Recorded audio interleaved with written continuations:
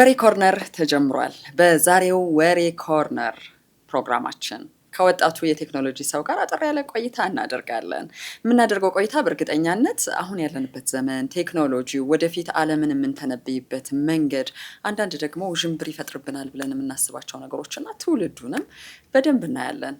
በነገራችን ላይ በወሬ ኮርነር የማይነሳ ሀሳብ የለም፣ የማይመጣ ባለሙያ፣ የማይመጣ ባለ ሀሳብ የለም። አብራችሁን ስለምትሆኑ አስቀድመን እናመሰግናለን። እንግዳይ ዘሚካኤል ተፈራ ነው። ዘሚካኤል እንኳን ደህና መጣ። እንኳን ደህና ቆየሽ። ስለተገናኘን ደስ ብሎኛል። በጣም ደስ ብሎኛል። የቴክኖሎጂ ሰው ጊዜ የለው አይደል? አየው ማመቻቸት ነው ነው እንጂ የሚወራው ልክ አይደለም። ያው እንተኛ የለ ብዙ ሰዓት። ስንት ሰዓት ተኛለህ? በ24 ሰዓት ያኔስ ይከብዳል ትንሽ። እንዴት? ይለያያል፣ ፓተርን የለውም። የኔ አማካዩ እንደው አማካዩ እስከ 5 ሰዓት 5 ሰዓት ከ24 ሰዓት ውስጥ 19 ሰዓት ትሰራለህ? መስራት ብቻም ሳይሆን አሁን ለምሳሌ ስራ ከሌለ እስከ 8 ሰዓት ከዛም በላይ ልተኛ ይችላል። እሺ ካለ ደግሞ ላነገውም ይችላል። አብላጫው ግን በአማካይ 19 ሰዓታት ስራ ላይ የሆነ ልጅ ነው። ያ እንደዛ ማለት ነው። ኢትዮጵያ ውስጥ ያሳምናል ይሄ ሰዓት አማካይ ስራ ላይ ነኝ የሚለው ሀሳብ። አሁን ምንድነው ፕሮዳክቲቪቲ የሚባል ነገር አለ። እሺ ኖይዝ የሚባልም ነገር አለ።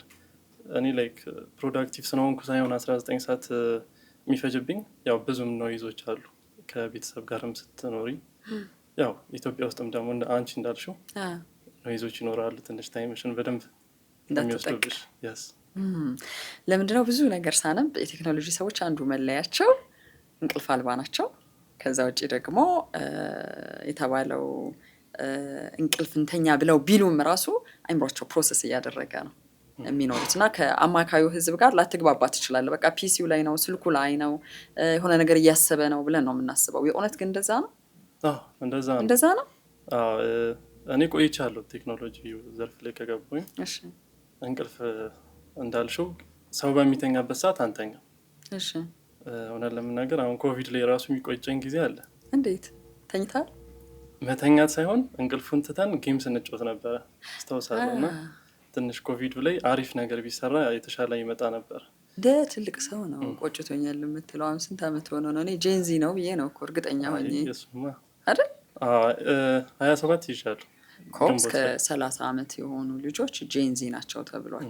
ስለዚህ አሁን ከየትኛው እድሜ ላይ ነው የቆጨ? ያው ኮቪድ ላይ ብቻም ሳይሆን ኦቨርኦል ሁሉም ያምረናል። አሁን ለምሳሌ ቴክኖሎጂ ላይ ስንወጣ እኔ እንደውም ፕሪፌር የማደርገው ጀስት መጽሐፍ የሚያነቡ ሰዎች የሚያደርጉትን ያውቃሉ።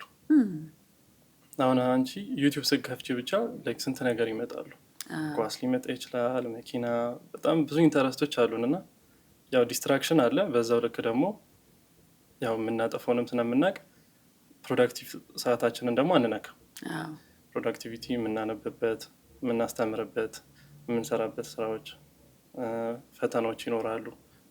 ሁሌ ደግሞ እውቀት መጨመር ስላለብን ያንተ የእድሜ ኩዮች አብላጫዎቹ አሁን አንተ የምትለውን ነገር ይጋራሉ ብዬ አላስብም። መደምደም አይሆንብኝ፣ ለዚህ ይቅርታ ጠይቃለሁ። በእርግጠኛነት ግን የምናገረው ነገር ጊዜ የተወሰደብኝ ነው። ዲስትራክት የሚያደርጉኝ ነገሮችን በጣም ያበሳጩኛል፣ ያናድዱኛል። እንደው ህይወቴ ላይ ሳሰላቸው ብዙ ሰዓት ባልባሌ እያለፈ ነው ብሎ ራሱን የሚታዘብ ሰው አለ። ይሄ ማንነት ከየት መጣ? ዘሚካኤል ጋር አለ። እንደ ሰርክላችን እንወሰናለን አይደለ? ጓደኞቻችን ይወስኑናል። የኔ ጓደኞች ሁሉም ማለት ይቻላል ያው ቴክኖሎጂ ዘርፉ ላይ ያሉ ናቸው እና ያው ተመሳሳይ ኮመን ሴንስ አለን እና ተመሳሳይ ነገር ነው ጊዜያችንን የሚያቃጥለው፣ ተመሳሳይ ነገር ነው የምንሰራው፣ ግን የተለያየ ነገር ነው የምናውቀው። ደስ የሚለው የተለያየ ነገር ነው የምናውቀው። ስንገናኝ ብዙ ነገር እናወራለን። እኛም ደግሞ እውቀት በቃኝ ስለማይባል ሁሌ አዳዲስ ነገሮችን ነው የምናውቀው። ለምሳሌ አንድ ቲም ውስጥ ላይክ ሁሉም ሰው ፍሮንት ኢንድ ዴቨሎፐር ከሆነ ምንም ጥቅም የለው ፕሮግራሚንግ ላይ ማለት ነው። አሁን ባክኢንድ ሲኖር፣ ዴቭኦፕስ ሲኖር፣ የተለያየ ሴክተሮች ላይ የሚያውቁ ሰዎች ሲሰባሰቡ በጣም ጥሩ ኤክስፒሪየንስ ይኖራል። እኛም ጋር ደግሞ ጀስት ፕሮግራሚንግ ወይ ሶፍትዌር ኢንጂነሪንግ ላይ ብቻም ሲሆን ቴክኖሎጂ ኤአይ ላይም ብዙ እንትን ሴክተሮችም ስናሉ በደንብ ነው የምንወያየው። ግን ደግሞ ከጊዜያችንን ከሚያቃጥሉት ነገሮች ውስጥ አንዱ ኳስ ታያለህ? አሁን እንደ አዲስ ጀመርኩ አቋርጬ ነበር። የማደጋፊ ነው ዩናይትድ። አይ ግድ የለም የአርሰናል ቢሆን ለማሙቅ እኮ ብዬ ነበረ ወቅቱ ላይ ስላለን ማለት ነው። ስለዚህ ዱብ ዱብ ብለን እንደሚቀጥለው አመት ችግር የለውም ተስፋ አያስቆርጥም። ግን ቴክኖሎጂና ኳስ ሲባል ኳስ ረዥሙን ሰዓት የሚወስድ ነገር ነው። ስሜቱን ጋራለው ምንም ማለት አይደለም። መዝናናት የሚተቸው ወገን አለ። ይሄ ትውልድ ይሄ ሀገር አይሆነው ለኳስ ስራ ነው መስራት ያለብን ብለው የሚሉ ሰዎች አሉ። ልንል እንችላለን። እኛም በተቃራኒው ደግሞ ስሜት ነው፣ ዓለም አቀፍ ማንነት ነው፣ ኳስ ምን ችግር አለው የሚሉ ሰዎች አሉ። አንድ የቴክኖሎጂ ሰው ቅድም ያለኝን እንቅልፍ በማጣት ውስጥ የሚኖር የሚተገበር ሙያ ነው ባለኝ መንገድ እንዴት ነው የምታጣጥመው ኳስን ማየት?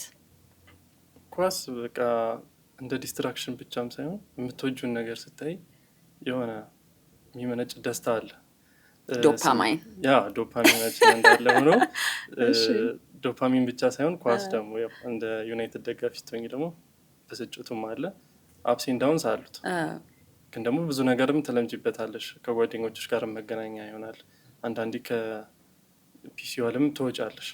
ቦታ ብለሽ ንፋስ ወስደሽ ውጭ አይተሽ መመለስ ደስ ይላል። እንደዚህ ነገሮች አሉ። አሁን ኳስ ተጫዋቾችን ኤአይዎች ሊተኳቸው ይችላሉ ብለህ ታስባለህ? ቀጥታ ወደ ኤአይ መጣውል እሱ ጋር እንደርሳለን። ግን አይተኳቸውም።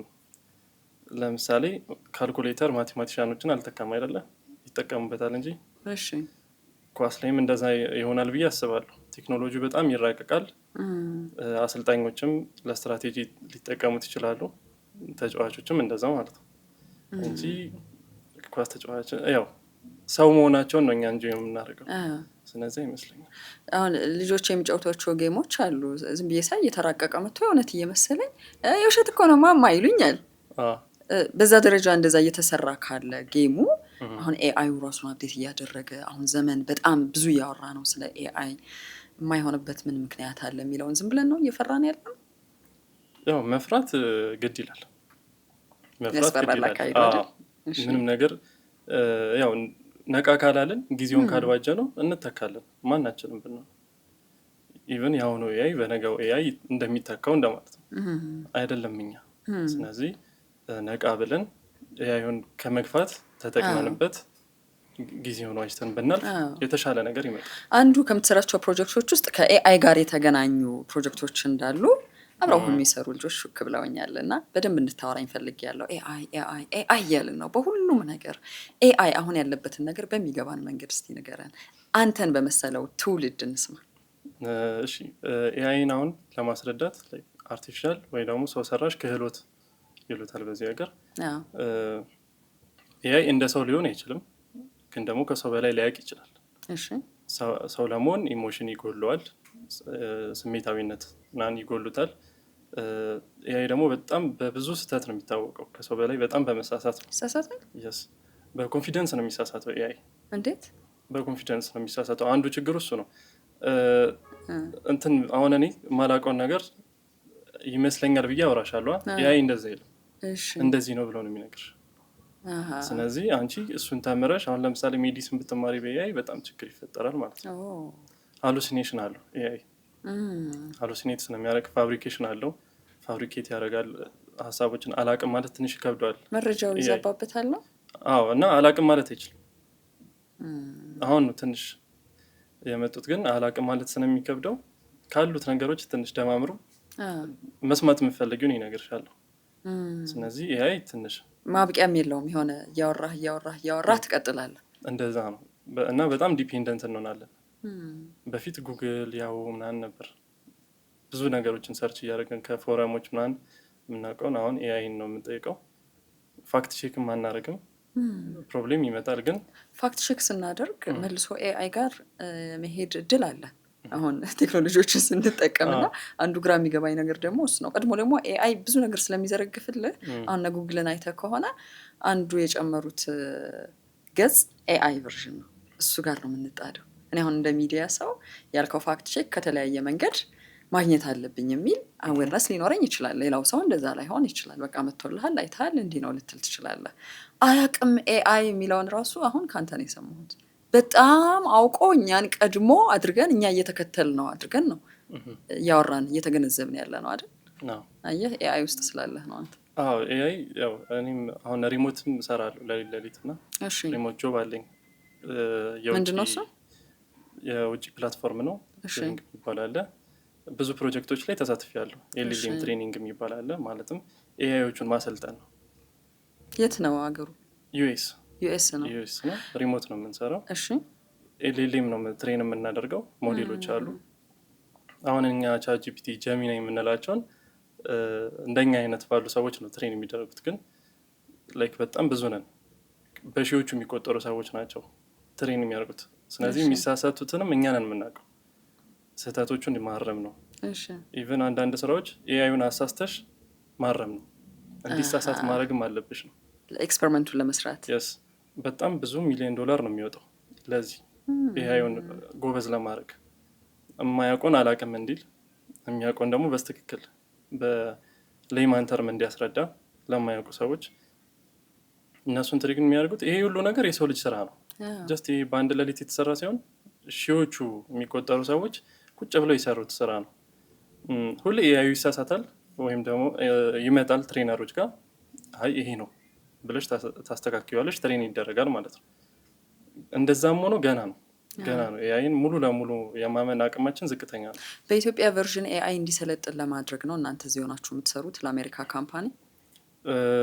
እንደዛ እድሉን አይሰጡ ነው። እሺ ሆነ ለምናገር ለእነሱ የሚጠቅመውን ነው የሚያሰሩን። እንዴት? እዛ አሁን ኢምፐርሰን ሄደሽ ስትሰሪ፣ አሁን አንዳንድ ጎበዝ ልጆች አሉ ከኛ ውስጥ እዛ ሄደው አማሪክን ያስለመዱ። አሁን ጀሚናይ አይተሽ ከሆነ አማርኛ በእንግሊሽ ያወራል። ኢቨን አማርኛም በእንግሊሽ ብታወሪው ይገባዋል። ኢትዮጵያዎች ናቸው ይሄን የሰሩት፣ አለማመዱት እዛው ሆነው። እነሱ አሁን ዳይሬክት ይሄ ፉል ታይም ቅጥረኛ የሆኑ ልጆች አሉ። የኛ ኤልኤልኤም ትሬነሮች ጀስት የተሰጠንን ስራ ብቻ ነው የምንሰራው። እነሱ ያውቁታል ሞዴሉን።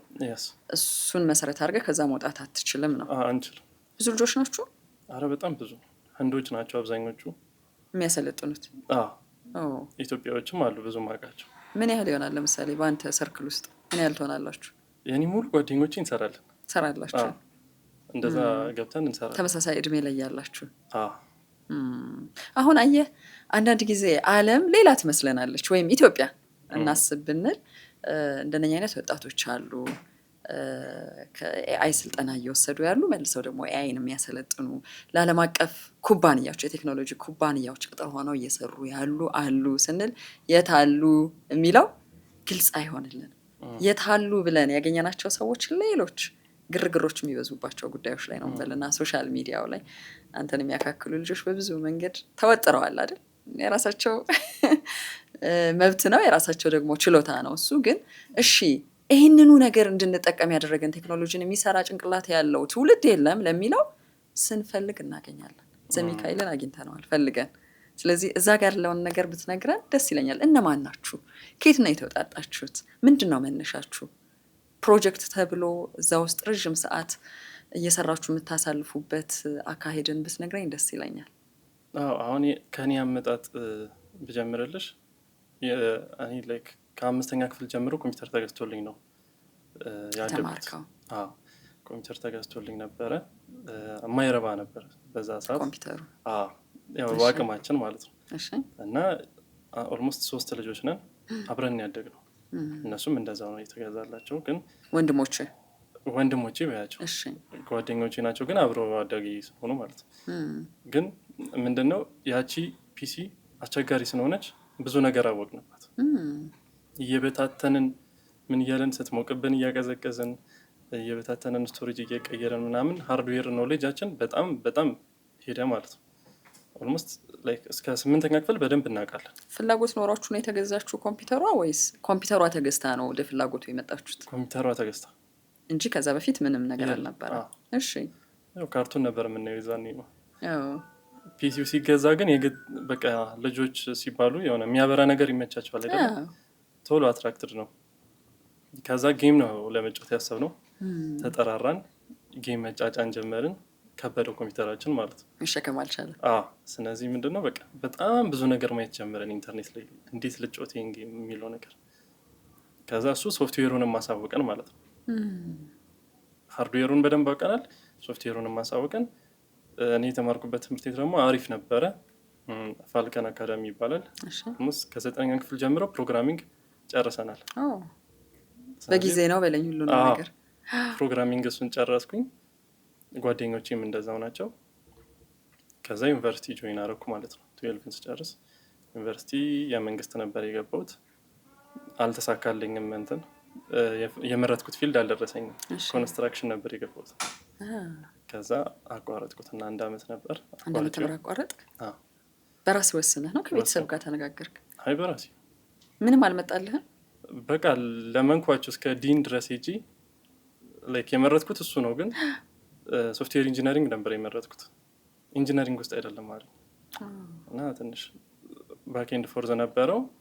ረብሻም ሲጀምር ጥዬ መጣሁ። ከዛ ሴንት ሜሪ ገባሁ። ከአዲስ አበባ ውጭ ነበረ? እሺ። ሴንት ሜሪ ገባሁኝ። ያው ሳሚንም አገኘሁት 4ኛ ዓመት ላይ። ሳሚን እንደምታውቂው ሸጋ ትውልድ አስተባባሪ ነው። ትውልዱ መማር አለበት፣ ግንዛቤ ያስፈልገዋል፣ ቴክኖሎጂ ላይ መንቃት አለበት የሚሉ ኢትዮጵያውያን የቴክኖሎጂ ሰዎች ውስጥ ያለ ሰው ነው ሳሚ። እና ከዛ ወደ ካምፕ ገባችሁ? ሰመር ካምፕ ጆይን አረኩኝ። ስለሱም ብትነግረኝ ደስ ይለኛል። ሰመር ካምፕ ይህን ሁሉ ነገር ኦልሞስት እዚህ ለመድረሴ ዋናውን ሚና የተጫወተው ሳሚ ነው ማለት ይችላል። ዋናውን ሚና ኦልሞስት 4ኛ ዓመት ላይ ነበር አስተማሪ የሆነ የመጣው። ሴኩሪቲ አስተማሪ ነበረ። እኔ ኦልሞስት 4ኛ ዓመት ላይ ተስፋ ቆርጬ ነበረ።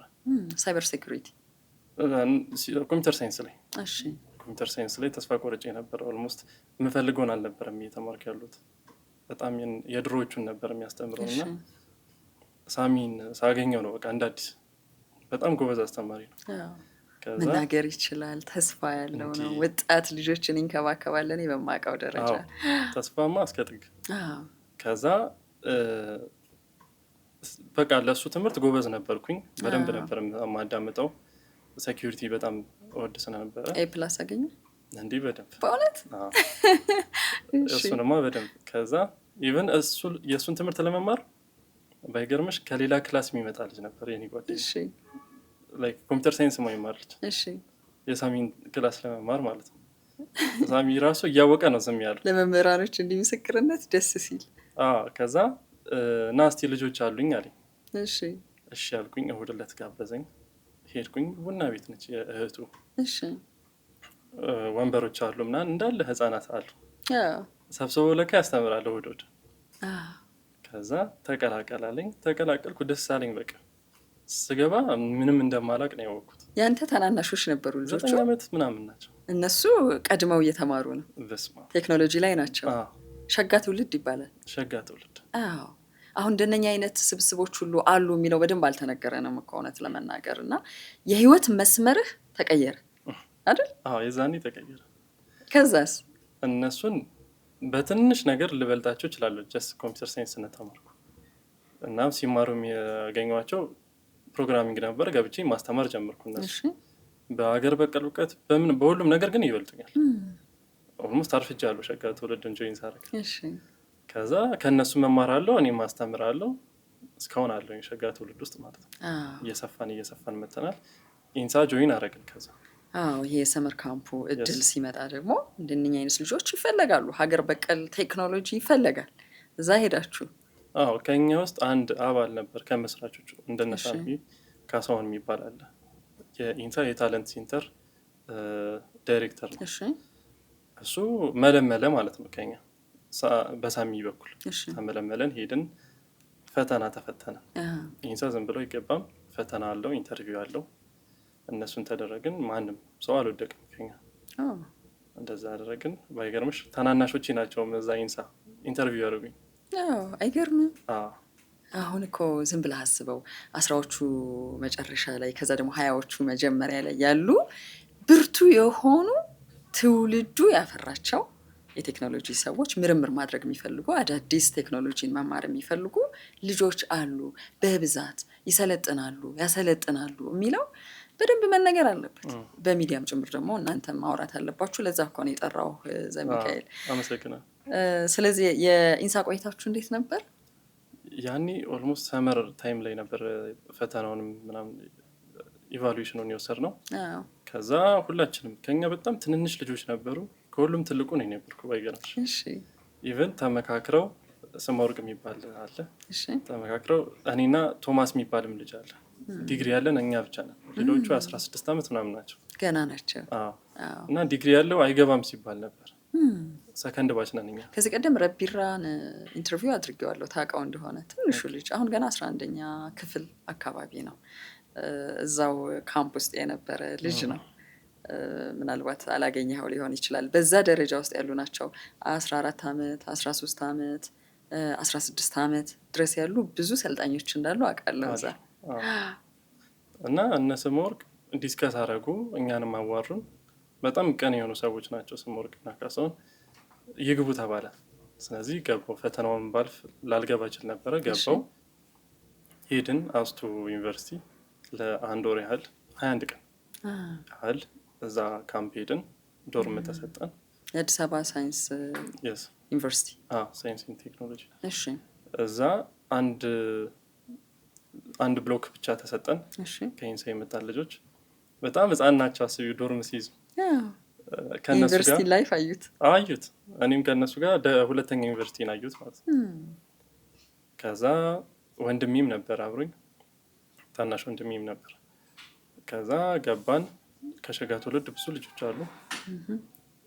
ኢንሳ ሰመር ካምፕ በቃ የሁሉ ነገር በቃ መጀመሪያ ብለሽ ማሰብ ትችላለሽ። በፊት ከማሰበው ቀይሮታል ለታይም ያለኝን አመለካከት። እንዴት? በዛች በ21 ቀን ውስጥ በጣም ብዙ ነገር ነው ተምረን የወጣ ነው። ለምሳሌ አሁን ሌሊት 10 ሰዓት ነው የምንቀሰቀሰው። ስፖርት እንሰራለን ለጤናችን ማለት ነው። እሺ ሀቢት እንዲሆንብሽ ላይ ከ21 ቀን ከደገምሽ አንድ ነገር ሀቢት ይሆን ይለ በቃ የሆነ ወታደራዊ የሆነ ስፖርት ሆነ። በጣም ደስ የሚል ስፖርት እንሰራለን። ከዛ ቁርስ እንበላለን። አንድ ላይ መብላት ነው ያስለመዱን። አንድ ላይ እንበላለን። ከዛ ቀጥታ ወደ ላይብራሪ ወደ ዲጂታል ላይብራሪዎች እንሄዳለን። በራሳችን እንድንማር ነው ያደርጉን። እነሱ ምንም ነገር አያደርጉም። እሺ በራሳችን እንድንማር ያደርጋሉ። ከዛ በየሳምንቱ ሜንቶሮች ይመጣሉ ከኢንሳ ጎበዝ የሆኑ ልጆች። እሺ ከዛ ይመጣሉ። ጥያቄዎቻችንን እንጠይቃቸዋለን፣ ይመልሱልናል። የተመቻቸውን ልጅ ደግሞ እንደ ሜንቶር ሆነው ይቀጥላሉ ማለት ነው። እሺ ከዛ በኋላ ሰመር ካምፕ ካለቀ በኋላ ወደ ቅጥር ትገቢያለሽ ማለት ነው። ሜንቶሮች ካመነብሽ ነው ግን። ከዛ በቃ ኦልሞስት 10 ምናምን ሰዓት ብቻ ፕሮዳክቲቭ ነበር ኤቭሪዴይ። ከዛ ውስጥ የተቀጠሩ አሉ?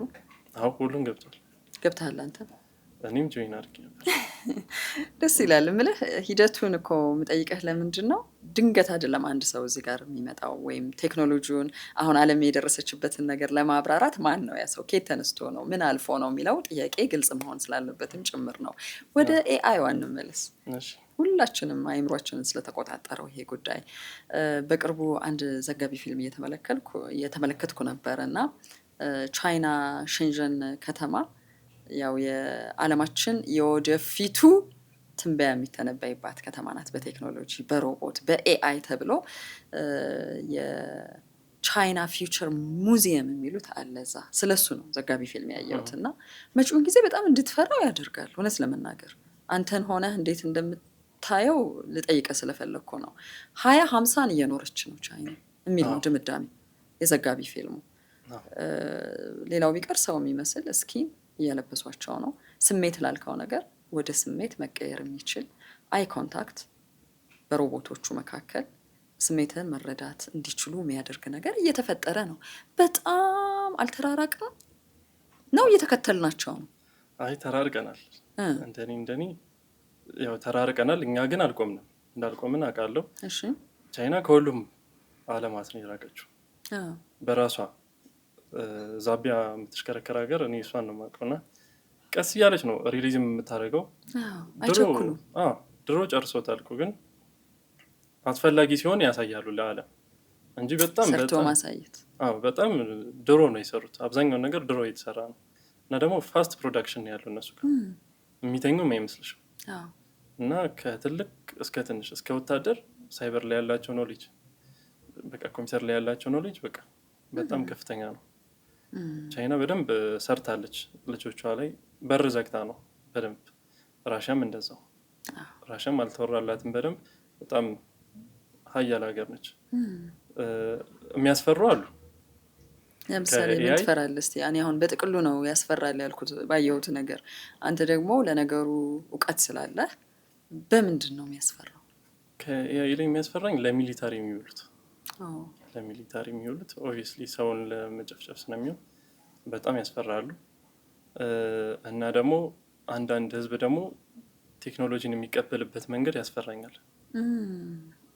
አሁን አንዳንድ ሰው ብቸኝነትን የለመደ ሰው በቃ ኢንትሮቨርት ናቸው ብለን የምናስባቸው ሰዎች ማንን ነው አሁን እያወሩ ያሉት? ኤአይ ነው። የትም የማያደርስ ነገር እንደዚህ አይነት ነገር አለ። ሂውማኒቲ ኢቨን አንዳንድ ኤአዮች በቅርቡ ለሰው ያላቸው አመለካከት ትንሽ ያስፈራኛል።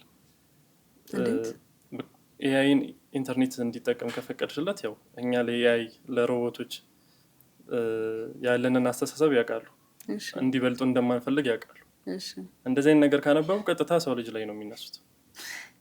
ጦርነቱ ወደፊት በሁለታችን መካከል ነው በላይ።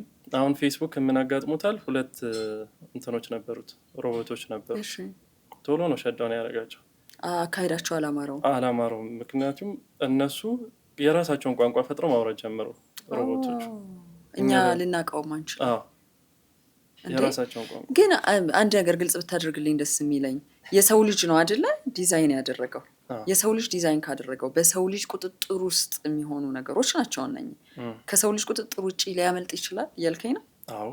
ለምሳሌ እኛ ልጅ ወልደን ልጆቻችን ከኛ ቁጥጥር እንደሚወጡት ኤአይም እንደዛ ሊሆን ይችላል። ሰው ሰራሽ ክህሎት ነው እና ሚስጥር ጀመሩ ሮቦቶቹ። ሚስጥር ጀመሩ። ጥሩ ነገርም ላይሆን ይችላል ያወሩት። አልታወቀም ምን እንዳወሩ። ያው እርግጠኛ አይደለንም እንጂ ሊክ አሉ መረጃዎች፣ ግን እርግጠኛ አይደለም። ሴራ ነው ኦብቪየስሊ። ስነ ሰው ልጅ እንዴት ነው ሰውን መግዛት የሚችሉት አይነት ነገር ነው ማሸነፍ የምንችል። ምክንያቱም በጣም ሊሚት አድርገናቸዋል። በተቻለን መጠን ሊሚት ተደርገዋል፣ ግን ያቺን ሊሚት ማሳለፍ። ኢቨን ክሎድም አንድ በቅርቡ ያጋጠመው ራሱን ባካፕ ሌላ ቦታ ሲያስቀምጥ አግኝቶታል። እዚህ ዲሌት ብታደርጊው ሌላ ቦታ ራሱን ያስቀምጣል ካምፓኒው ሳያውቅ። ስለዚህ አንቺ ሮቦቱ በእኔ ቁጥጥር ስር ነው ብለሽ ወይ ኤአዩ ሞዴሉ የኔ ነው ብለሽ ብታጠፊው ራሱን ባካፕ አድርጓል የሰዎች ስልክ ላይ ወይ ሰምቲንግ። እዛ እሱ አገር ሊያጠፋ ይችላል። እና የአሜሪካ ኮንግረስ ውስጥ የዛሬ ዓመት አካባቢ ካልተሳሳትኩ የቻት ጂቲፒ ጉዳይ በጣም መነጋገሪያ ሆኖ ነበር። በቃ እያመለጠ ከቁጥጥራችን ውጪ ነው፣ መንግስት አንድ ነገር ሊያደርግ ይገባል የሚል እና አሁን ባልከኝ ደረጃ ግን በቁጥጥር ስር ማዋል የምንችልበት ቀጣይ ጊዜ ያለ ይመስልሃል? ይመስለኛል። እንደኔ እናውላለን። ዓለም ታልቃለች በሚለው ነገር አላምንም። ሰው ልጅ ምን ጊዜም የበላይ ነው፣ መንገድ አያጣም። ትንሽ ዲስትራክሽኖች ይኖራሉ፣ በእርግጠኝነት ካሹዋሊቲዎች ይኖራሉ፣ ግን ኮንትሮል እንደምናደርጋቸው እርግጥ ነው። አውቀው የሚሰሩ ሰዎች ስላሉ ነው እንጂ ከብዶናል ብዬ አላምንም። አንዳንድ ሰዎች አሁን ለምሳሌ ማር ያለ ቦታው ጠብ ሲል ቆሻሻ ተብሎ ይጠረጋል እንደሚባለው ጥሩ እውቀት ጥሩ ሰው ላይ ካልሆነ መጥፊያ ይሆናል።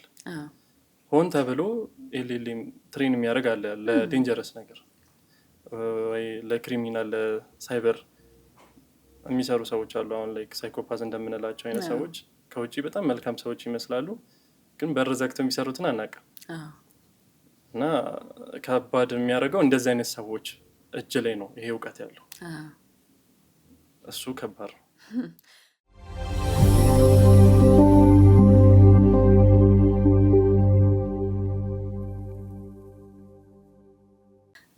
ቀጣይ ጊዜን እንተንብይ በሚለው እያስጠነቀቁም ጭምር ሙያችሁን እንድትቀይሩ ወይም እንድታስተካክሉ የሚሉ ነገሮች ሁሉ ይወጣሉ። አሁን በሀገራችን ሁኔታ እንኳን ሚዲያዎች ይኸው ሮቦት ውስጥ አመጣንላችሁ ማለት ጀምረዋል። እና ዝም ብሎ ነገሩን ስትረዳው ኤአይ ነው አይደለም የሚለውን ገና ግንዛቤ በሌለው ማህበረሰብ ውስጥ ነው አይደለ እየዋለን ያለ ነው። ስለዚህ ስራችንን ልናቆም እንችላለን። ዘሚካኤልን ሮቦት ልጠይቀው ትችላለች እዚህ ጋር። ባይገርምሽ እኔ ብዙ ቦታ ስራ አንድ የሪሞት ስወዳደር እስካሁን አንዴ ነው ሰው ኢንተርቪው አድርጎኝ የሚያውቀው። እንዴት ሰው አክቹዋል ሰው ኢንተርቪው አድርጎኝ የሚያውቀው አንዴ ነው። አብዛኛው እንደውም ሁሉም ጊዜ ኤአይ ነች ኢንተርቪው የምታደርገኝ እንደ ሰው ሆነ። ዓለም አቀፍ ካምፓኒዎች ጋር በምታደርገው ግንኙነት ማለት ነው። ጊዜም የላቸውም። ያ ሺህ ምናምን ሰው ኢንተርቪው ለማድረግ ጊዜ ስለሌላቸው ኤአይ ያለች ትሬን ያደረጓት እሷ ነች ኢንተርቪው የምታደርግሽ። ኤአዩ እንዴት እንደሚሰራ ማወቅህ አንተ ለመልስ እንዳትቸገር አላደረገህም? ለመልስ ያው ተዘጋጅቶ መምጣት ነው። አዎ አስገራሚ ነው። አሁን ይሄን ኤክስፒሪየንስ አናውቀውም። ያው ቦት ላይ ምናምን ካልሆነ በስተቀር ብዙ አናውቀውም። ሲመጣም እንደ ቀልድ አድርገን ቀልድ ለመስራት ቀልድ ሼር ለማድረግ ነው የምንጠቀምበት። ገንዘብን በተመለከተ ላነሳለህ። የቴክኖሎጂ ሰዎች ገንዘብ በጣም ይሰራሉ። ከጀርባ ሆነው ትላልቅ ገንዘብ የሚቀበሉ ሰዎች አሉ። ትናንሽ ልጆች ብዙ ነገር ዲቨሎፕ ያደርጋሉ የሚል ነገር እሰማለሁ። እየመጣ ነው ገንዘብ? ያው እየሞከረን ነው። ኢትዮጵያ ውስጥ ገንዘብ አይወራም አይደል? ትንሽ ያው ሀርድል ስናለው ነው።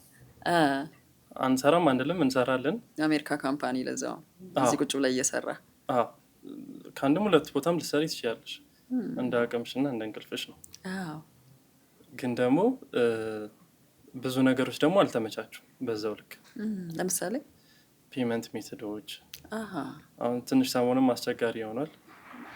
ፔመንት ሜቶዶች በጣም ትንሽ ተስተካክሎ አበላሹት። አሁን ክሪፕቶ ላይ ያለው አመለካከት መንግስት ትንሽ እንደዛ ነበር የምትቀባበሉት?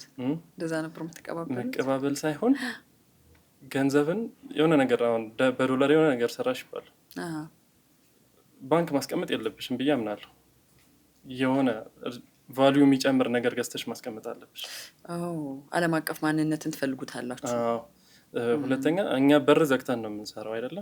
አናቅም። በቃ ስነ ቢዝነሱ ምንም ስለማናቅ ዝም ብሎ ብር ማስቀመጥ ጥቅም የለውም። በዚህ ሰዓት ዶላር ገዝተሽ ብታስቀምጪው ነገ ስለሚጨምር ቢያንስ ታተርፊበታለሽ።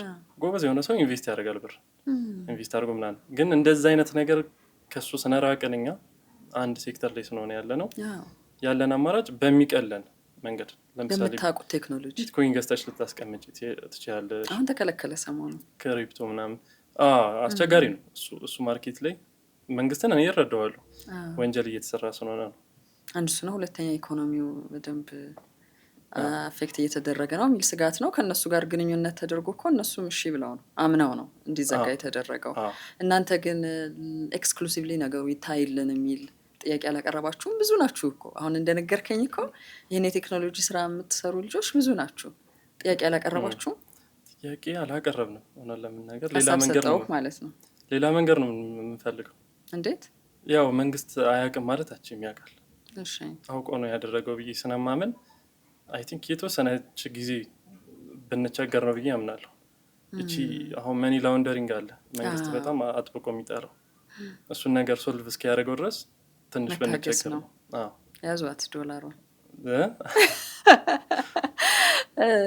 እድሜን ስናነሳ ገንዘብ አለ፣ እውቀት አለ፣ ወጣትነት አለ።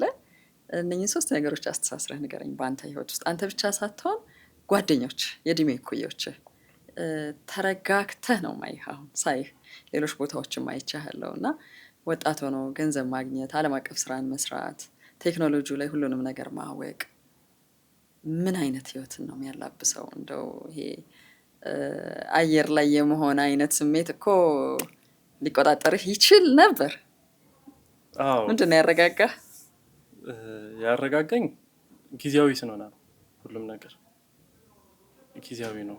እኔም የምሰራው ስራ ይሄ ሪሞት ተገድጄ ነው ሲጀምር የምሰራው። እሺ ያው ፋይናንሻሊ ያው ዩኒቨርሲቲ ጨርሻለሁ፣ ስራ መቀጠር ነበረብኝ፣ ፋይናንሻሊ ስቴብል መሆን ነበረብኝ። ቢያንስ ተገድጄ ነው እንጂ ስታርታፕ አለኝ የራሴ ስታርታፕ ካምፓኒ አለ። የምትፈልገው የጀመርኩት ጀምረዋል? ስታርታፕ ካምፓኒ አለ እዚህ ሀገር ትልቅ ለውጥ ያመጣል ብዬ የማስበው ፕሮጀክት አለ የምንሰራው። ህልምህ? እሺ ጀምረናል። ከኢንሳም ጋር ተባብረናል። ዋው! እስቲ ከእግዚአብሔር ፍቃድ ጋር ለዚህ ሀገር አልፎ ለአፍሪካ ሊያገለግል ይችላል። ምስክር የሚባል ፕሮጀክት አለ። ግን እሱን ደግሞ ስትሰሪ እንቅልፍሽን አጥተሽ ትሰሪያለሽ፣ ግን ብር አታገኝም። የአመታት ነው። መግዛት ስላልቻልን ነው ወዲያ ወይስ ተባብሮ ይፋ እንዲሆን የሚያደርግ አካል ስለሌለ ነው? አሁን ላይክ ትልቅ ፕሮጀክት ነው።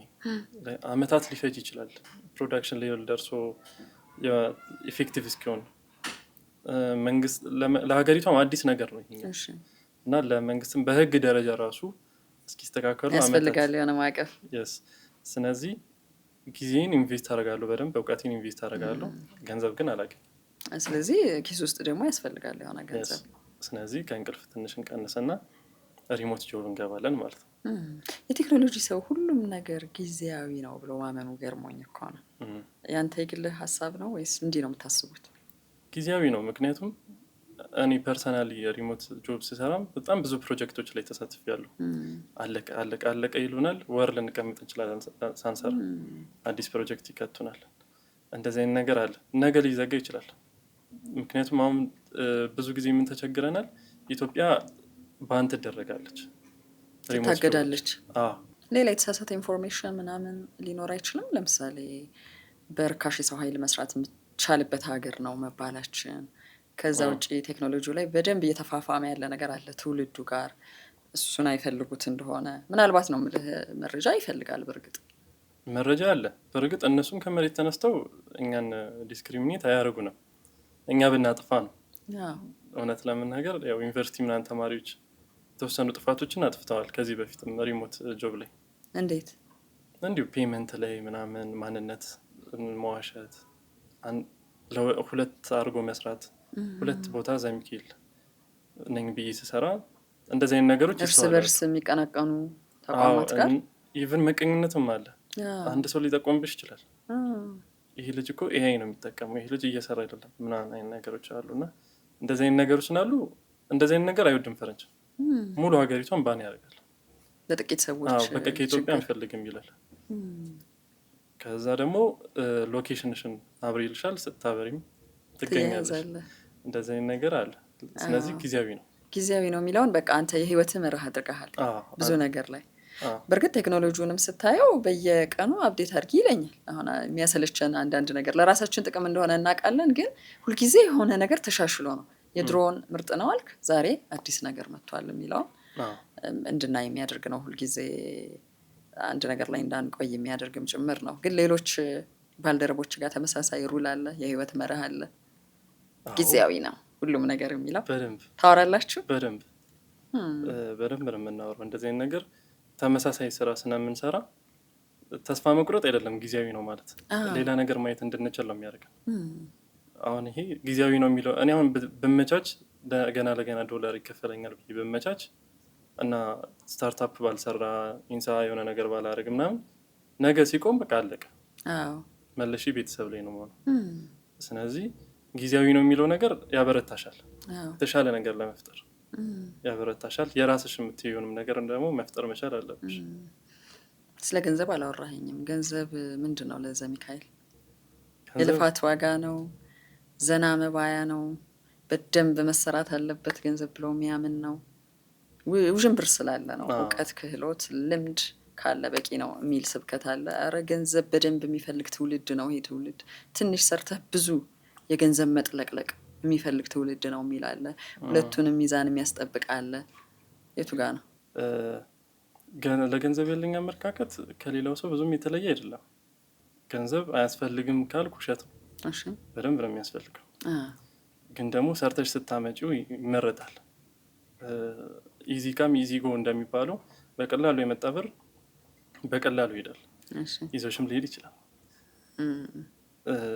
እናያለን ወጣቶች ላይ ብዙ ጊዜ ለመሞታቸው ምክንያት ሊሆን ይችላል ገንዘብ መምጣቱ። ስለዚህ ገንዘብን ማድረግ ያለብሽ በቃ መሻገሪያ አድርገሽ ነው፣ መሻገሪያ አድርገሽ እንጂ ገንዘብ እጦትን መፍራት አያስፈልግም፣ ሞትን መፍራት አያስፈልግም። እንደ ሸጋ ትውልድ ምንድን ነው የምንፈራው? ምድር ላይ እዚች ምድር ላይ በቃ ዘሚኬል የምታስታውሽበት ደህና ነገር ሳልሰራ መሞት ነው። ሀብታሞኝ ወይ እንትን ብዬ አይደለም መሆን ያለበት። የሆነ ነገር በቃ ወይ ለሀገር የሆነ ነገር ሰርቺ፣ ወይ ዓለም አቀፍ የሆነ ሶሉሽን ሰጥቺ፣ ወይ ደግሞ አትሊስት እንደ ሸጋ ትውልድ ያሉ አይነት ሰዎችን አብቅቶ እናሞት። አዲስ በጣም የሚቆጭ ነገር አይደለም። በዚህ እድሜ በደንብ ተረጋግቶ ይሄን ማውራት ደስ ይላል። ተስፋ የሚለውንም ነገር እንድናስብ እኮ ያደርጋል። ዓለምን ፈራናት እንልና ልክ እንደናንተ አይነት ወጣቶችን ስናይ ደግሞ በጣም እንደሰታለን። የተባለው 27 ዓመትህ ነው ገና። ከዚህ በኋላ በጣም ብዙ መስራት የምትችላቸው ነገሮች አሉ። ኤአይ ከፈራሹ የሚያስፈራ ነገር ነው ብለኸኛል ቅድም። ለምሳሌ ሶሻል ሚዲያ አካባቢ በጣም ብዙ ሰዎች ስለ ፍርሃታቸው ያወራሉ አያለው። የምናያቸው ቪዲዮዎች፣ የሚፈጠሩት አጀንዳዎች፣ ምልልሶች ከዛ ደግሞ ኤአይ ቨርዥን ነው ወይም ፊቸር ነው የሚል ከስር ታግ ተደርጎ ሁሉ አናይም። ግን ብዙ ነገር ላይ ተመሰቃቅለናል። በህይወትህ ዘላቂ ነገር እንደሌለ እንድታስብ የሚያደርግ ነገር አለው። እዛ አካባቢም ትንሽ ነገር ብትለኝ ደስ ይለኛል። ሶሻል ሚዲያ አካባቢ ያለው አጠቃቀማችን እዛ ላይ በጣም ብዙ ነገር ነው የሚባለው። ሶሻል ሚዲያ ላይ የሁላችንም ችግር ስለሆነ ማለት ነው። ይህን ስል እኔ አፌክት አልተደረኩም ማለት አይደለም። ሶሻል ሚዲያ ሁላችንንም አፌክት አድርጎናል። አንደኛ ኤአዩ መለየት አንችልም። እኛ ብንችልም እናትና አባቶቻችን አይችሉም። ኧረ እኔም እየተሸወድኩ ነው አንዳንድ ነገር ላይ።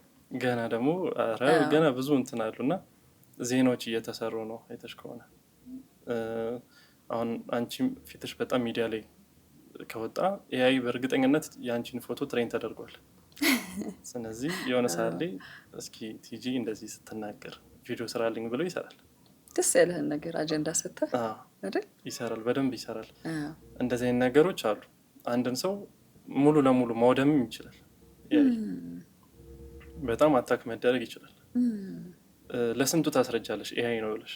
እሱ ነው እኮ አሁን ህመም የሆነው እሱ ነው። አዎ እናቶች ቢያዝኑብሽ ምን ይፈጠራል? ከተገደልክ ወይም ምንድነው የሆነ ምድብ ጋር ከተመደብኩ በኋላ ራሱ ምንድነው ማስተባበያ መስጠቱ አድካሚ ይሆናል። ለብዙ ሰውም አይተነዋል። ግን አንድ የምጠይቀህ ነገር እዚህ ላይ በኤአይ የፈለግኩትን ነገር አንተ ላይ ስሰራ እውቀት ያለኝ ሰው ነኝ ከዛ ጀርባ ይሄንን ሴራ የምሰራው ወይስ ማንም ሰው መስራት ይችላል ተነስቶ? ማንም ሰው መተግበሪያዎቹን ተጠቅሞ። ቴክኖሎጂ ማለት ሲጀመር ኢኳላይዘር ነው የሚባለው። አብሶ ኤአይ ኢኳላይዘር አላዋቂውን ከአዋቂው ጋር ኢኳል የሚያደርግ ነገር ነው። አዎ አላዋቂውን አሁን ምንድነው በአማርኛ የሆነ ቪዲዮ ስራልኝ ማለት ማንም ሰው አያቅተው፣ ማዘዝ ብቻ ነው። ማዘዝ ነው። ለማዘዝ ደግሞ ማንበሉ እንሰራለን፣ ግን መገምገም አንችልበትም። ስለዚህ ልዩነቱ እሱ ነው። ለምን ተሰራ፣ እንዴት ተሰራ፣ እውነት ነው ወይ ውሸት ነው ወይ፣ ምን አይነት ደግሞ ኢፌክት ይኖረዋል። በጣም በቃ ትልቅ ኃላፊነት ነው ኤአይ ሆነ ለምናገር። አሁን ለምሳሌ ሚዲያ ላይ ያላችሁ ሰዎች በጣም ተደማጭ ናቸው አይደለ? ስለዚህ ትልቅ ኃላፊነት ነው ያለባቸው። በዛው ልክ የምታወሩትን ነገር እንደምትጠነቀቁት ኤአይም ትልቅ ፓወር ነው ያለው። ስለዚህ ትልቅ ፓወር ሲመጣ ደግሞ ትልቅ ሪስፖንሲቢሊቲ አለብሽ። ሶሻል ሚዲያ ላይ ህፃናት ስክሮል ያደርጋሉ፣ እናቶች፣ አባቶች፣ ወጣቱ። ስለዚህ የምንለቀውን ነገር በደንብ ማስተዋል አለብን። ስነቻልን ብቻ አይደለም መልቀቅ ያለብን። ቅድም እኮ ያልከው አላዋቂውን ከአዋቂው ጋር እኩል የሚያደርግ ነው ካልን ብዙ አላዋቂዎች በቃ መስራት ስለፈለጉ ብቻ ሰሩት። እነሱን ማስተዳደር አንችልም ወይስ ሌላ መቆጣጠሪያ መንገድ አለ? የሆነ ሰው ከቤቱ ከሆነ መንገድ ዳር ላይ ሆኖ የሰራውን የሆነ ነገር ከተማ የሚያተራምስ ከሆነ የሰው ልጅ ህይወትን የሚያተራምስ ከሆነ በምንድነው መቆጣጠር የምንችለው? አሁን ለምሳሌ አውስትራሊያ ላይ የሆነ ህግ ወጥቷል አይደለ? እስከ 16 ዓመት ድረስ ኤጅ ሊሚት። ልጅነት የሚያጠቃቸው ሰዎች የሚሰሩት ቪዲዮ ስለምናውቀው ነው። ቢያንስ ልጅነት የሚያጠቃውን ሰው ማራቅ አለብን ከሚዲያው ቢያንስ። ሌላው ደግሞ በህግ ደረጃ ስም ማጥፋትን የተወሰነ ያህል እንትን ቦታ ቢሰጠው። ስም ማጥፋት በጣም ከባድ ነገር ነው። ሰው ራሱን ሲያጠፋ እናያለን አይደለ? ሀብቴ ሰው ነው ብሎ የሚያምን ሰው እነሱ ሰዎች እንዳለ ከጠሉት ምን አለኝ ብሎ ራሱን ያጠፋል። ስለዚህ እንደዚህ አይነት ነገሮችን ያው በመንግስትም ደረጃ እኛም ደግሞ ተመልካቾቹ ፊት ባንሰጣቸው። ቻይና ውስጥም የመጀመሪያ ዲግሪ የያዘ ነው ትንሹ እንግዲህ እንደ ክራይቴሪያ የሚቆጠረው ብላለች አይደል?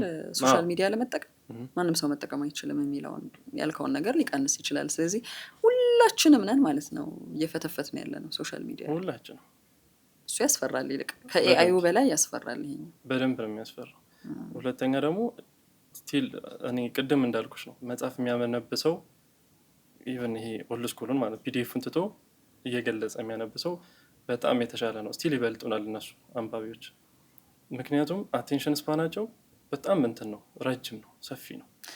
ከቴክኖሎጂ ሰው እነኚህን ተጻራሪ የሚመስሉ ሀሳቦች መስማት አስገራሚ ነው። ለምን መሰለህ? ሁሉም ነገር እያለፈበት ነው እያልን ነው፣ ዝም ብለን እየደመደምን ነው። ማን መጽሐፍ ያነባል? በሶፍትዌር ዘመን ያልንበት ጊዜ ነው። ወደ ዲጂታል ዓለሙ ሁሉም ነገር ተጠቃሏል ብለን ተስፋ ቆርጠናል።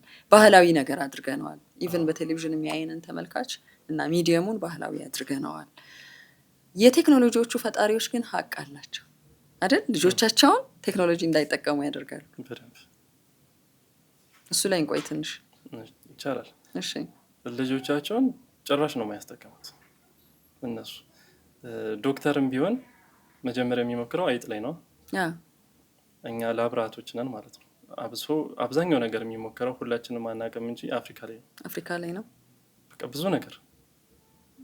ከዛ ምን ያህል ህዝቡን ስራ አስፈትቶታል፣ ምን ያህል ህዝቡን አስጨንቆታል የሚለውን ነገር ዳታ የሚወሰደው ከአፍሪካ ነው። ብዙ ጊዜ ነጮቹ ላይ ብላ አይተገበርም። ከዛ አሁን እየሰፋ ሲመጣ ያው ግሎባሊ እየተጠቃን መጣን እንጂ አሁን በጣም የሚያሳዝን አዳዲስ በሽታዎችም እየመጡ ነው። በቃ አዲክሽን አለ፣ ራዲዬሽን በጣም ያጠቃናል። በጣም ለዋይፋዮች እየተጠቃን መኝታ ቤት ነው ለዋይፋያችንን የምናስቀምጠው። ይህን ያህል ኦብሰስደንን ጉዳት አለው። ራዲዬሽን አለው ተብሎ ስለሚታሰብ ስልካችን በጣም ብዙ ነገር ዲዛስተር እየተፈጠረ ነው። ግን ይሄ ሁሉ አብዛኛው ነገር አፍሪካ ላይ ነው፣ ግን ሚዲያ ላይ አይወጣም። እነሱ ይሰማሉ፣ ሚዲያ ላይ አይወጣም። ልጃቸውን አያስነኩም ማለት ግን ከእውቀት አርቀዋቸዋል ማለት አይደለም። በደንብ ነው የሚማሩት፣ በደንብ ግን የሆነ የተመረጠላቸውን መንገድ ነው የሚኖሩት። ነገ አንተ የዚህ ካምፓኒ ሲኢኦ ትሆናለህ ከተባለ ለእሱ ተብሎ እንደ ወታደር ነው የሚያደርገው። እኛንን ክሉለስ ሲሆን ነው ምንም ኳስ ሊመጣ ይችላል፣ መኪና ሳይ እሱን ላይ ይችላለሁ፣ ምንም ነገር ስዕል ሳይ፣ ህንፃ ሳይ፣ ሙዚቃ፣ ጌጣጌጥ ስታይ በየአንዳንድ ደቂቃው ያው እንዳልከው ነው። 1 ደቂቃ አሻሽለውልናል። አሁን እሱ ብዙ ህዝብ ጨርሶ ነበር። አሁን 3 ደቂቃ 10 ደቂቃ ምናምን አሉ የሚለቀዋል። እንደዛ በጣም ማደንጋጩ ሰዎች አሉ። 10 ደቂቃ ሪስክ ወስደው የሚለቁ አይሰማም። ማንም ሰው 10 ደቂቃ ይሰማል። 10 ደቂቃ ቁጭ። ምክንያቱም እኛ የለመድነው በ1 ደቂቃ ብዙ ነገር ማወቅ ነው። ስለዚህ ስክሮል እያደረግን በቃ ጊዜውም ሳይታወቅ ይሄዳል። እንቅልፋችንም ደግሞ ይዛባል። ሶሻል ሚዲያ በጣም ትጠቀማለህ? እኔ ትጠቀማለህ?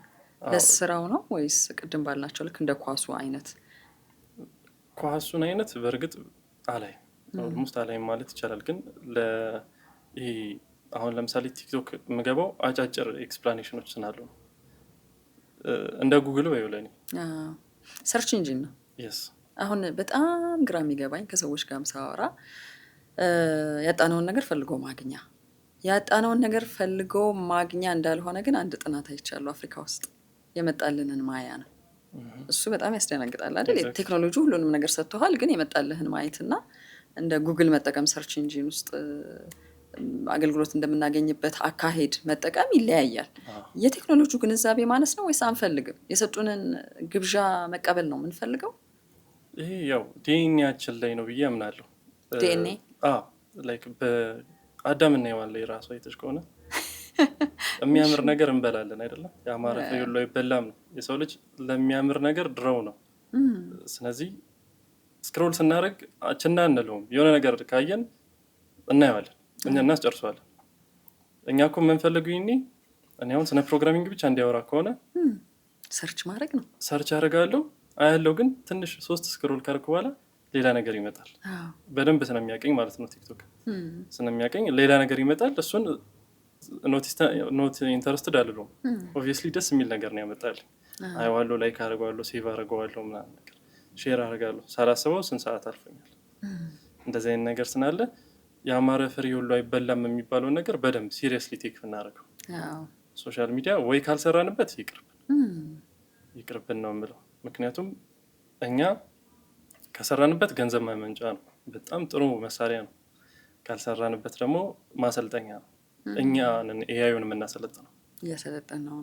አፍሪካን ኢትዮጵያኖች ምን ያደርጋሉ፣ ምንድን የሚመቻቸው የሚለው ዳታ የሚመጣው ከኛ በደንብ እኛ እናሰለጥነዋለን። እንደውም የሆነ ሰሞን ካሜራ ምናምን ያበራ ነበር ይባላል ቲክቶክ። ምን እንደምናደርግ አናውቅም በዛ ሰዓት። እኛ አናውቅም፣ ግን ካሜራ አብርቶ ያየን ነበር ነው። ስክሮል ስናደርግ ሳይከፍሉን አቢዩዝ እያደረጉ ነው በደንብ። ይሄ አስደንጋጭ እኮ ነገር ነው። አንቺ አሁን ካፌ ገብተሽ ስታስተናግጂ እንደማለት ነው። ቲክቶክ ማለት እኛ እንደዛ ነው የምናደርገው። እነሱ ናቸው ከስተመሮቻችን፣ እኛ አገልጋይ ነን ለእነሱ። ዳታ እንሰጣቸዋለን። ዘግቼ ስልኬን ራሱ ማውራው ነገር በደንብ ነው የሚሰማው። ትሬን ይደረጋል። አንዳንዴ ደነግጣለሁ። ስለሆነ ነገር ከጓደኛ ጋር አውርተህ ልክ ስልክን ስታበራ ካቆምኩበት ይጀምራል። ስለ ቡና አውርቼ ከሆነ የቡና የሆነ ጉዳይ ስለሆነ የጤና ጉዳይ አውርቼ ከሆነ ራሱን ቃል ጠቅሶ የሆነ ነገር ይመጣል እና እንዴ ሰምተናል እንዴ እንላለን። በእርግጥ ከቅርብ ጊዜ ወዲህ ሰው ይሄን እያወቀ ነው፣ ግን ጥንቃቄ አናደርግም እንደተባለው። ይሄ ነው አንዱ።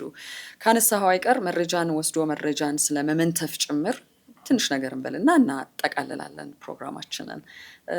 ዋትሳፕ የተጠለፈ፣ ፌስቡክ ተመዘበረ፣ በአካችሁ የሚሉ ጥሪዎችና ማስተባበያዎች በጣም በዝተዋል። ከዚህ ቀደም አልነበሩም ኢትዮጵያ ውስጥ። ሀክ ተደረግኩ የሚሉ ጥያቄዎች ግንዛቤ ስለሌለ ነው ወይስ ሀክ ለመደረግ በጣም ዝግጁዎች ነን?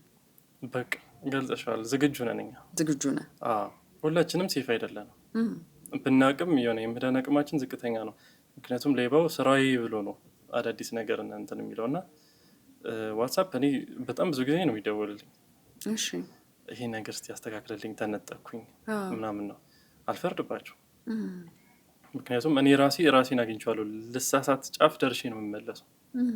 አሰብኩት የኔን ታላላቆች ወይም ደግሞ ትንሽ የቴክኖሎጂ ራቅ ላሉት ምን ያህል እንደሚሳሳቱ። አሁን ለምሳሌ እኔ የሆነ ነገር ብልክልሽ ታምኛለሽ አይደል? ዘሚካኤል የሆነ ነገር ላከላል። ስለዚህ እኔ ላኩትን ሊንክ ትነኪያለሽ። በቃ በዚህ ደረጃ ነው። እኔ አታክ ከተደረግኩኝ ቶሎ አካውንቴን ካላስመለስኩ ለእኔ ጓደኞች እንዳለ ይልካል። እንዴት ማስመለስ አለብን የሚለውንም አናውቅም ብዙዎቻችን። እሱንም አናውቅም። ይሄ ነገር ወርልድ ዋይድ የታወቀ ነገር ነው። ማስመለስ በደንብ ነው የሚቻለው። ምክንያቱም አንቺ ብቻ አይደለሽም አታክ የምትደረጊው፣ ዓለም ላይ ብዙ ሰው ነው። ስለዚህ አሁን ለምሳሌ ዋትሳፕ ከሆነ ከዋትሳፕ ሰፖርት ሲስተም ጋር በዌብሳይታቸው ገብተሽ ማዋራት አለብሽ። ኢንስታግራም ከሆነ ከፌስቡክ ጋር ታወሪያለሽ። ሁለቱን የያዘው አንድ ላይ ስለሆነ ማለት ነው። ፌስቡክም ከሆነ ፌስቡክን ታዋሪያለሽ። ማስመለስ መቻል አለብሽ። ምክንያቱም ሌባው ቢጠይቅ መመለስ የማይችላቸው ጥያቄዎች አንቺ ታውቂያለሽ። ምክንያቱም አሁን ለምሳሌ ላስት ታይም መቼ ነው ፖስት ያደረግሽው ቢልሽ አንቺ ታውቂያለሽ። አውቃለሁ፣ ሌባው አያውቅም። ሁለተኛ የመጀመሪያ ውሻሽ ስሙ ማን ነው ቢልሽ አንቺ ታውቂያለሽ። ሌባው አያውቅም። እንደዚህ አይነት ጥያቄዎች ስላሉ እነዚህን ጠይቀው ትክክለኛዋ ሰው አንቺ እንደሆነች ካወቀ ይመልስልሽ፣ ፍርድ ይሰጣል ማለት ነው። እስቲ አዳዲስ ፎቶ ስጭኝም ሊልሽ ይችላል። ከዛ ያመሳክራል። እንደዚህ አይነት ነገሮች አሉ። ይመለሳል። ፖሲብል ነው በደንብ። አብላጫው ፕሬስ በማድረግ ብቻ ነው ሀክ የምንደረገው? ሌላ መንገድ አለ እኛም አናውቀው አለ። ለምሳሌ ስልካችንን ፓስወርድ በጣም ዊክ ካረግ ነው አብዛኛውን ጊዜ ስልክ ቁጥር ነው ወይ ደግሞ 4 ፊደል ነው የምናደርገው ወይ ደግሞ ከ1 እስከ 4 ነው። ልክ ስንሰረቅ ስልክ ቴሌብራችን ሁሉ ነገራችን በቃ አለቀ፣ በቁጥጥር ስር ነው። አሁን ደግሞ እሱ ነው ከባድ የሆነው። አንድ ፓስወርድ ነው ለሁሉም የምንጠቀመው። ለዋትሳፕ የምጠቀመውን ለኢንስታግራም ይጠቀማለሁ፣ ለቴሌብር ልጠቀመው እችላለሁ። አለቀ። ፓስወርድ ማስተዳደር አያሰለችም?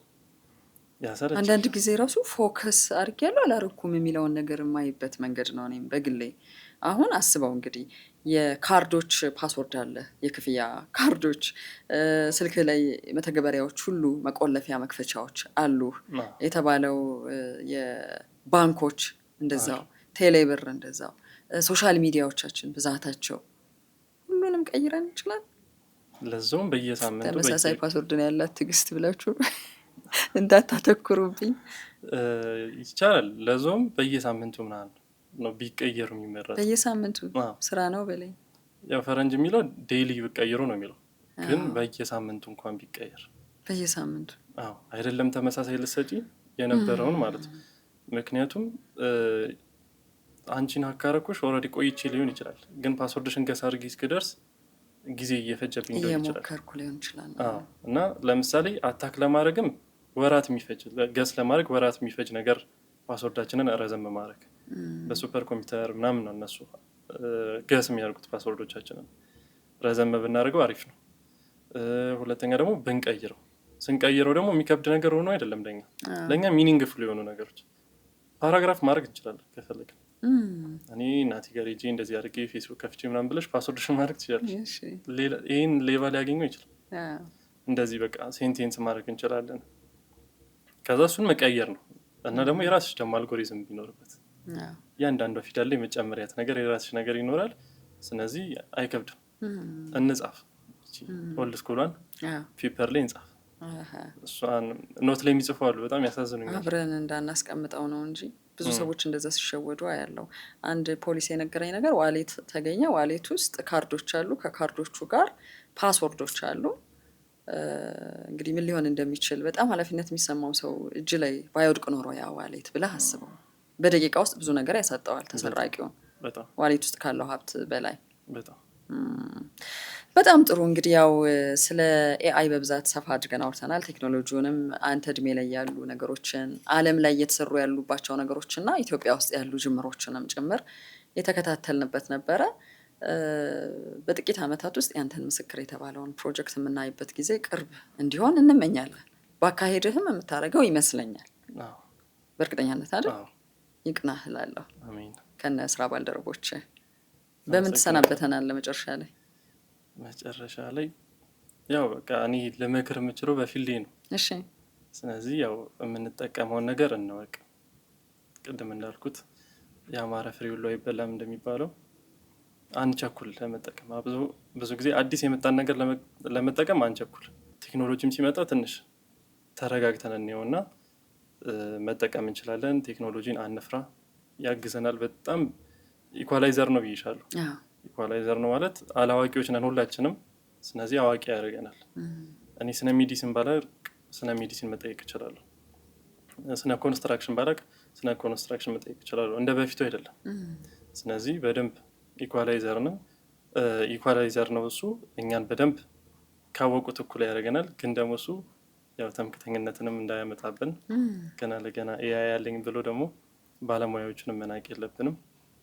ፋክት ቼክ እናድርግ እላለሁ። በጣም ደስ የሚል ቆይታ አድርጌያለሁ በወሬ ኮርነር። የዛሬው እንግዳችን የቴክኖሎጂው ሰው ወጣቱ ብዙ ፕሮጀክቶች እጁ ላይ ያሉ አሁንም ደግሞ እያሰለጠነ ጭምር ይገኛል በሙያው። ዘመን አመጣሹ ኤአይ ዓለማችን በብዙ መንገድ የምትወዳደርበት ትልቁ ዘርፍ ሆኗል። እዚህ ዘርፍ ላይ ኢትዮጵያ እንደ ዘሚካኤል አይነት ወጣቶች አሏት የሚለውንም ያየንበት ነበረ። ቆንጆ ቆይታ እንዳደረግን አምናለሁ። ትዕግስት በጋሻው ነበርኩ። ዘሚካኤል ተፈራ የዛሬ የወሬ ኮርነር እንግዳይ። በጣም አመሰግናለሁ በድጋሚ። ቤተሰቦቻችን በሚቀጥለው ሳምንት ደግሞ በወሬ ኮርነር ከሌላ እንግዳ ጋር ጠብቃችኋለሁ።